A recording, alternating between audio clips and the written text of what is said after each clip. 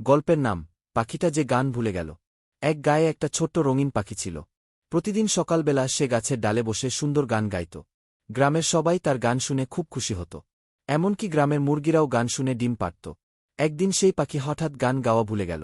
যতবার গাইতে যায় টুইট টুইট এর বদলে বড়ই খাই বলে ফেলত। সবাই অবাক।